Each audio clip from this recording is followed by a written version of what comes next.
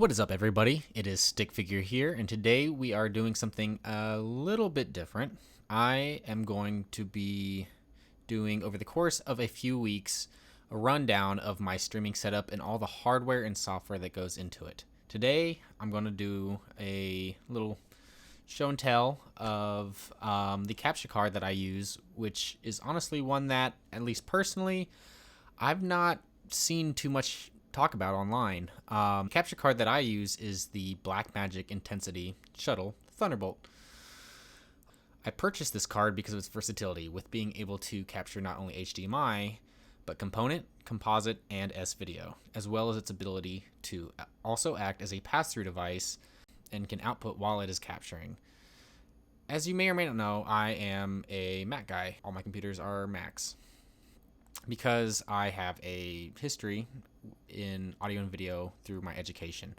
So another thing that drew me to this card was it used the Thunderbolt connection. Before my current computer, I had a 2011 MacBook Pro, which didn't have USB 2.0, so the fastest connection it did have was Thunderbolt 1. It also had FireWire, but there's no capture cards with FireWire, and I wouldn't want to use one anyway. So having the ability to use a Thunderbolt connection over the USB 2.0 was awesome. I knew there was going to be much faster speeds than anything I could get at that time. However, now I have a 2018 Mac Mini, which not only has USB 3.0, but also has Thunderbolt 3, which is awesome. But because of that, I had to get a little dongle that converts the old Thunderbolt to the new Thunderbolt, which uses the same USB-C connection that you find on many devices. If you haven't been able to tell already, by the tone of my voice, I have not been 100% satisfied with this device. Blackmagic makes some absolutely incredible and awesome, just unbelievable hardware and software for video editing and recording. They do some great things. And I think that's kind of where the issues arise with this device.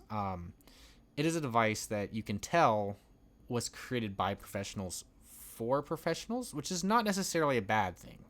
Don't get me wrong, that's a great thing.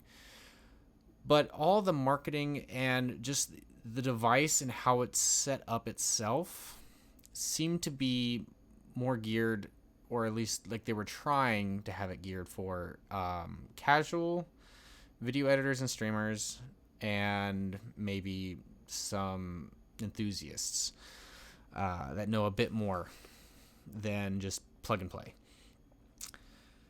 But from what I found, as I'll go into in more detail, it's not a simple device to use at all. The software that you use to adjust the settings on this device is called the Blackmagic Desktop Video Setup. Pretty straightforward name. You got it in one. The device usually does a pretty good job of detecting which active input you have plugged into it that has a signal or the most recent signal coming to it. It does a pretty good job at doing that. That's about basically the last thing that it auto detects, which it doesn't always do right. You have to go and change that. That's simple. Inside the video input settings, it's pretty straightforward to go through all the settings you need. I mean, like I said, there's HDMI, component, composite, and S-video. And there's some sliders and small adjustments you can make on each one. I will admit, I don't know what a lot of those settings and adjustments do, but for the most part, I've not had any problems with this section of settings. The video output settings is where you can start getting a little taste of this being designed for professionals. You have a huge selection, I mean not huge, but you have a very large selection of different resolutions and frame rates to choose from, which is not a bad thing. But sometimes if you're capturing, say, a PS3 or an Xbox over component with different games, you don't know what frame rate or resolution it's exporting at, because those adjust automatically and do not tell you. And you have to select the exact correct one for what you are currently recording or streaming for it to function at all. What I've had the best luck with because like 99.5% of everything I do is HDMI. what I've had the best luck with is selecting the 720p 59.94. The Blackmagic website and all the literature on this device claim it can record up to 1080. I have yet to get it to work with any combination of settings, whether it's the resolution, which is 1080i or 1080p, or the frame rate, or adjusting things on the devices themselves. I've tried multiple. I cannot get 1080 to work on anything, and I've looked through the few forum posts that exist out there for this device, and it seems I'm not the only person who's run into issues with this, but I've not yet found any clear way of accessing that whole section of this device's capabilities, and I would love to. So if you know how to get that to work, please put a comment or anything in the YouTube comments below.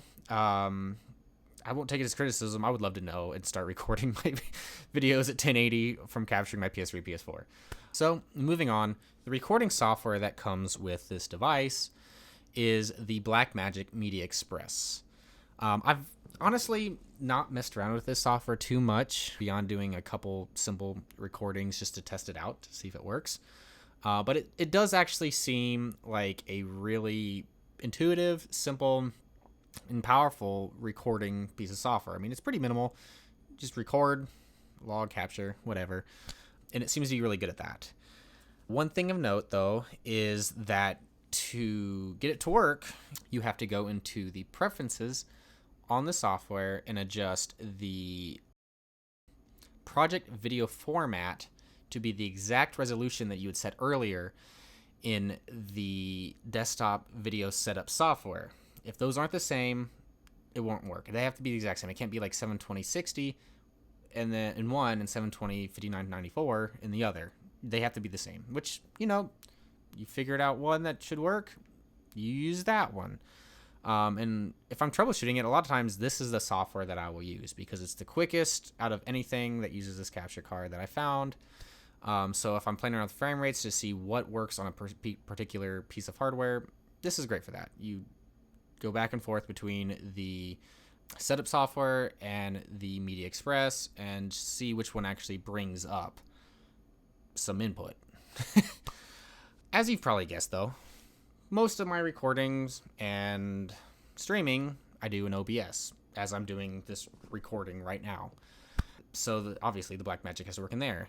You can tell this device was created by people that know video well and video software well, because instead of selecting the normal video capture device option that you would for many capture cards, instead there is its own standalone option that is Blackmagic device, which is pretty cool, because when you open that, it gives you a bunch of different options to adjust things. However, like I talked about with the Media Express, you have to have the settings for the resolution and the frame rate the exact same across the board. Otherwise, it just won't work. One really bizarre thing that I have come across with this device is that OBS doesn't like to work with it. And the best way I have found, personally, to get it to work is I use the Media Express software I spoke about earlier. So I'll open up Blackmagic Media Express and get the capture image from whatever device I've got plugged into it, appear in there and show correctly. It's got all the, it looks right. And then without closing Media Express, I then open OBS, and most of the time it will then recognize the intensity shuttle and start working.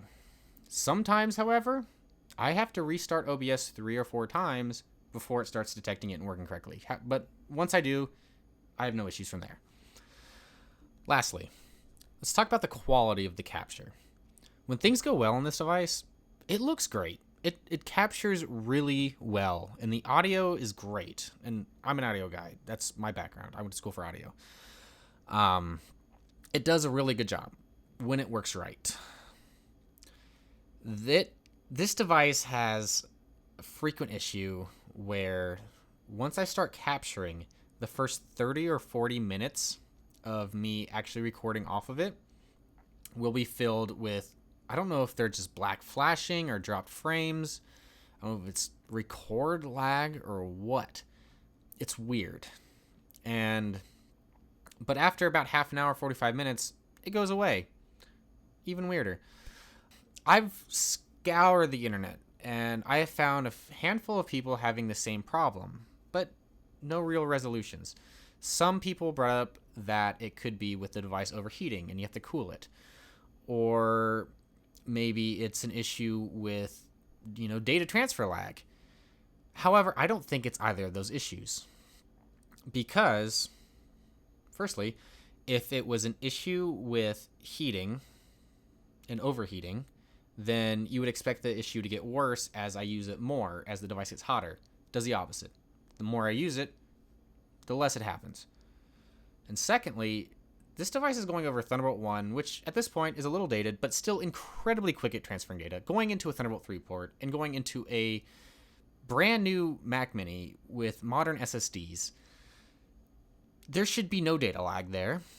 And Blackmagic actually provides a piece of software that is called the Blackmagic Speed Test, simply enough, that'll check your hard drive speed and how good the read-write speeds are to know how well it is able to perform for different resolutions. And it checks out fine for up to 4K when I run on my computer.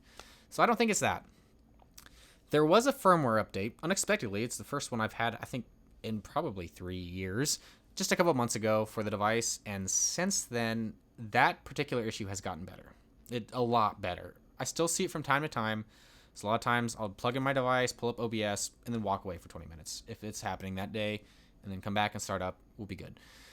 So it has gotten better, but I've played around with the different frame rate settings, both on the device, the Blackmagic device, and if I have the availability to it on the device I'm pulling from, as well as buffering settings and drop frame settings, and I have not found a good solution for it yet. So if you know a solution for that, you've come across something, drop in the comments. I would love to know. That would be awesome. That is my experience with the Blackmagic Intensity Shuttle Thunderbolt. It's not an easy name to say. Mixed success overall, I think, but overall, I've been happy with it. Let me know any questions you may have about the device or anything I've gone over. I would love to go into more detail if you would like, whether in comments or another video. So that's it for now. I might go over other pieces of hardware in the future. Let me know if you like when I do this, and we'll do more. So thanks for stopping in, and take it easy.